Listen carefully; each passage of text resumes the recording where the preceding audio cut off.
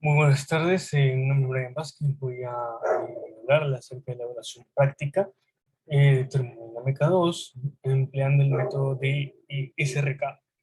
Como objetivo puse que el método SRK es un método el cual en análisis termodinámico, ¿verdad?, para su implementación en software computacional, porque últimamente se ha impulsado esto con mayor frecuencia dentro de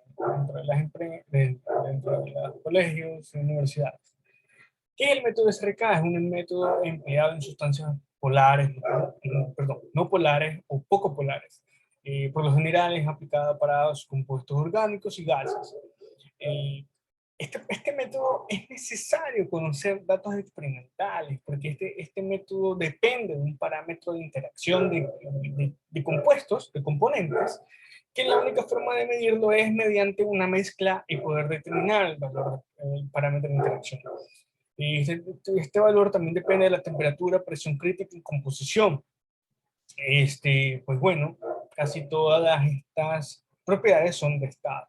Y nada, también está basado en las ecuaciones cúbicas de estado, como entropía, energía libre de Gibbs, potencial químico, entre otros.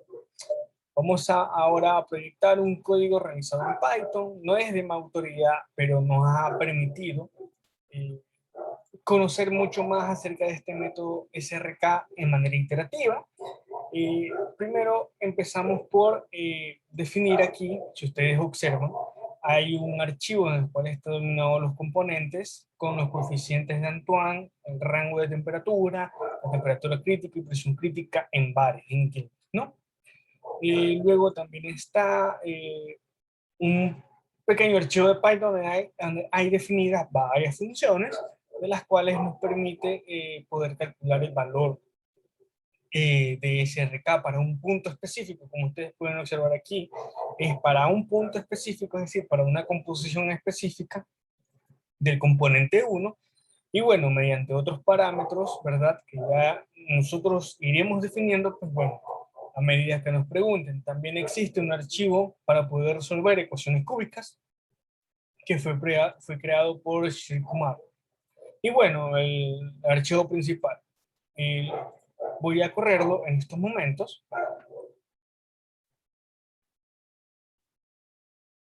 Ya. Para este caso nosotros vamos a escoger, ¿verdad? Como compuesto más volátil el metano, como compuesto menos volátil el N-butano, y un parámetro de interacción que nos dio la maestra en clases, que es de 0.0017, y la temperatura, que es de menos 60.55. Con estos datos, nosotros ya calcularíamos prácticamente la presión y calcularíamos también eh, la composición, ¿verdad?, en la fase de vapor.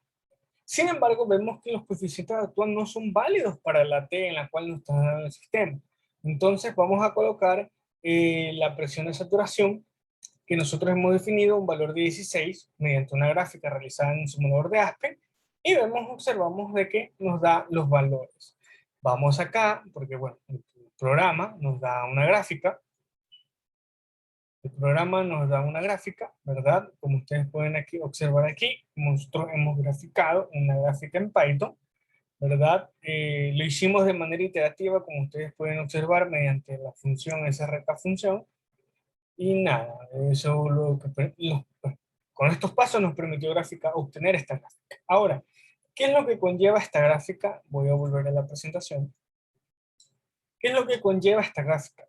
Pues bueno, aquí observamos la gráfica obtenida en la simulación de Aspen, ¿verdad?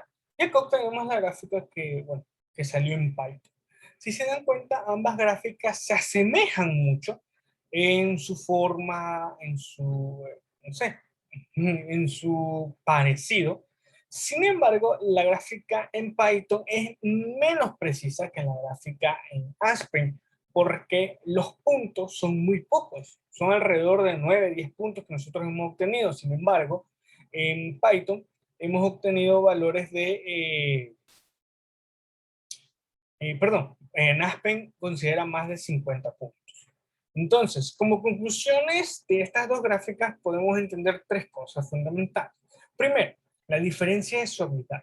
Es decir, la elección de los puntos para cada uno de estos valores eh, eh, es muy amplia, porque de 9 a 50 hay una diferencia muy grande. Segundo, la mejor aproximación de la gráfica es en Aspen 100%. ¿Por qué? Por la diferencia de puntos, como le había comentado. Y el control enfático de la mezcla.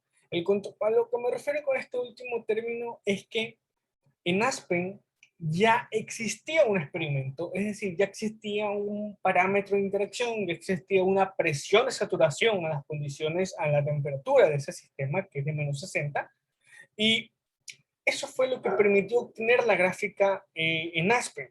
Sin embargo, en Python nosotros tuvimos que definir esa presión de saturación porque los coeficientes Danton no correspondían para ese rango de temperatura. Entonces, eso hay que tomar en cuenta porque en Python nosotros tenemos que colocar los datos que nos falten. Sin embargo, en la simulación de Aspen, los datos ya están empíricos de alguna manera y nos permiten calcular o estimar de manera real ambas gráficas. Entonces, como una conclusión general, este método de SRK siempre va a necesitar de un valor empírico, ya sea una presión, ya sea una composición empírica, eh, ya sea algún otro factor como una temperatura, una constante, un parámetro, un omega, una temperatura crítica, eso ya existe, pero el parámetro de interacción, que es importante también, pero siempre va a depender de un valor. Nada, eso es todo, espero que les haya gustado y bueno, nos vemos en el próximo video. Gracias.